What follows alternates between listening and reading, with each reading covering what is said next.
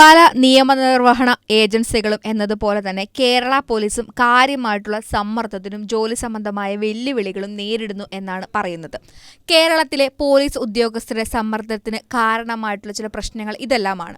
ജോലിഭാരവും ജീവനക്കാരുടെ കുറവും എന്നതാണ് ഇവർ നേരിടുന്ന ഏറ്റവും വലിയൊരു പ്രശ്നമായി നമുക്ക് കാണാനാവുന്ന ഒരു കാര്യം. ജോലിഭാരവും ജീവനക്കാരുടെ കുറവും കേരള പോലീസ് നേരിടുന്ന ഏറ്റവും വലിയ വെല്ലുവിളികളിൽ ഒന്നായിട്ടാണ് കരുതുന്നത്. കേരള പോലീസിൽ പലപ്പോഴും അത്യാവശ്യത്തിനുള്ള ഉദ്യോഗസ്ഥർ ഇല്ലാതെയാണ് അത് പ്രവർത്തിക്കുന്നത്. അത് അമിതമായിട്ടുള്ള ജോലി ഭാരത്തിലേക്കാണ് നയിക്കുന്നത്. ഓഫീസർമാരുടെ എണ്ണത്തിലെ കുറവ് നിലവിലുള്ള അംഗങ്ങളെ കൂടുതൽ ഉത്തരവാദിത്തങ്ങൾ കൈകാര്യം ചെയ്യുന്നതിന് പ്രേരിപ്പിക്കുകയാണ് ചെയ്യുന്നത്. അത് അമിതമാകുന്നതോടുകൂടി കനത്ത മാനസിക സമ്മർദ്ദമാണ് പോലീസുകാർക്ക് ഉണ്ടാകുന്നത്. വലിയ നീണ്ട ഒരു ജോലി സമയമാണ് ഇവർക്കുള്ളത്. ഓഫീസർമാർ പതിവായി ദീർഘനേരമാണ് ജോലി ചെയ്യുന്നത്. പലപ്പോഴും മതിയായ വിശ്രമമില്ലാതെ ഏത് ശാരീരികവും മാനസികവുമായ തളർച്ചയും വകവയ്ക്കാതെയാണ് ഇവർക്ക് ജോലി ചെയ്യേണ്ടി വരുന്നത്. ഇത് ഇവരെ മാനസികവും ശാരീരികവുമായി തളർത്ത് കളയുന്ന ഒരു കാര്യം കൂടിയാണ്. പോലീസിലെ കടുത്ത പ്രശ്നമായിട്ടുള്ള അംഗബല പ്രശ്നത്തെ ചൂണ്ടിക്കാട്ടിയിരിക്കുകയാണ് കേരള പോലീസ് ഓഫീസേഴ്സ് അസോസിയേഷൻ നവീകരണ രേഖ. കഴിഞ്ഞ ദിവസങ്ങളിൽ ഇരിങ്ങാലിൽ നടന്ന സംസ്ഥാന സമ്മേളനത്തിലാണ് ഈ വിഷയം അവതരിപ്പിക്കപ്പെട്ടത്. വളരെ രൂക്ഷമായിട്ടുള്ള അംഗപരിമിതിയാണ് ഇപ്പോൾ കേരള പോലീസിന് നേരിടേണ്ടി വരുന്നത്.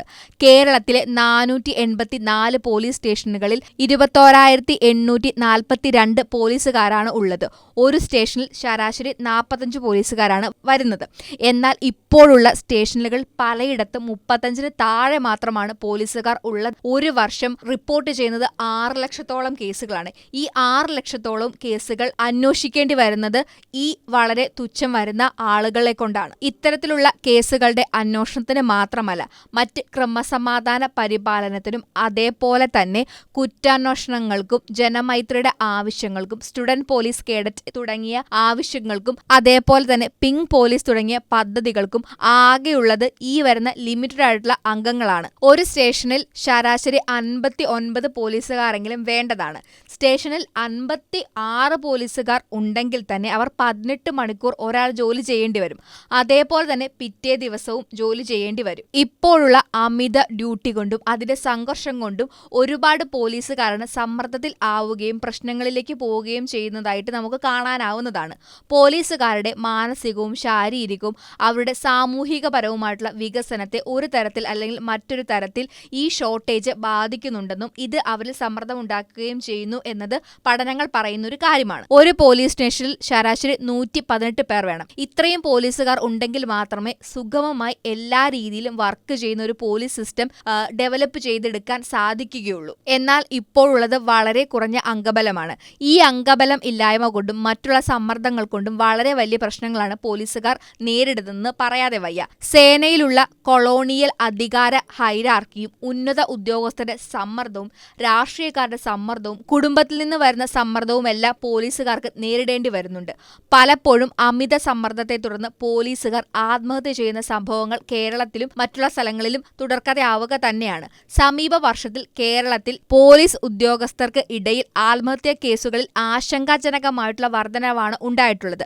മാനസിക സമ്മർദ്ദവും മതിയായ മാനസിക ആരോഗ്യ പിന്തുണയുടെ അഭാവവും ഇതിനു പിന്നിലുള്ള ഒരു ഘടകമായി മനസ്സിലാക്കാൻ സാധിക്കുന്നതാണ്. അമിത സമ്മർദ്ദത്തിന്റെ ഫലമായി ഈ സമ്മർദ്ദത്തിന്റെ ആഘാതം ആരോഗ്യ പ്രശ്നങ്ങൾ ഉണ്ടാക്കുന്നു എന്നാണ് പറയുന്നത്.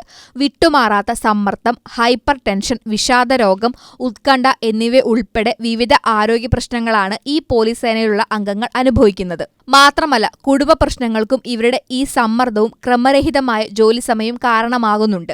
കേരള പോലീസ് ഓഫീസ് അസോസിയേഷൻ പറയുന്നത് പോലെ തന്നെ അല്ലെങ്കിൽ നിർദ്ദേശിക്കുന്നത് പോലെ കേരള പോലീസ് സേനയിൽ 4 വിഭാഗങ്ങൾ ഉണ്ടാവുന്നത് ഒരു തരത്തിൽ ഈ പ്രശ്നം ഒരു പരിധിവരെ തടയാൻ സാധിക്കുന്ന ഒരു കാര്യമാണ്. പോലീസ് സേനയിൽ 4 വിഭാഗം വേണമെന്നാണ് ഇതിൽ വരുന്ന ഒരു നിർദ്ദേശം. അതനുസരിച്ച് അന്വേഷണം, തെളിവെടുപ്പ്, പ്രതികളെ കണ്ടെത്തുക എന്നിവയ്ക്കായി ഒരു വിഭാഗവും അതേപോലെ തന്നെ ക്രമസമാധാന പരിപാലനത്തിനായി മറ്റൊരു വിഭാഗവും മൂന്നാമതായി ഭരണപരമായിട്ടുള്ള കാര്യങ്ങൾക്കായി SIയുടെ നേതൃത്വത്തിൽ ഒരു വിഭാഗവും നാലാമതായി സോഷ്യൽ പോലീസിംഗ് പദ്ധതി കൈകാര്യം ചെയ്യുന്നതിന് ഒരു പ്രത്യേക വിഭാഗവും ഉണ്ടാകുന്നത് നല്ലൊരു മാറ്റമായിരിക്കുമെന്നാണ് നിർദ്ദേശം ഉയരുന്നത്. കേരള പോലീസ് ഓഫീസ് അസോസിയേഷൻ നവീകരണ രേഖയിൽ പറയുന്നതുപോലെ പോലീസിലെ രൂക്ഷമായിട്ടുള്ള അംഗബലം വേണ്ട രീതിയിൽ പരിഹരിച്ചില്ലെങ്കിൽ കേരളത്തിലെ ക്രമസമാധാനം നിലനിർത്തുന്ന പലരുടെയും സമാധാനം തകരുന്ന ഒരു അവസ്ഥ ഉണ്ടാകും.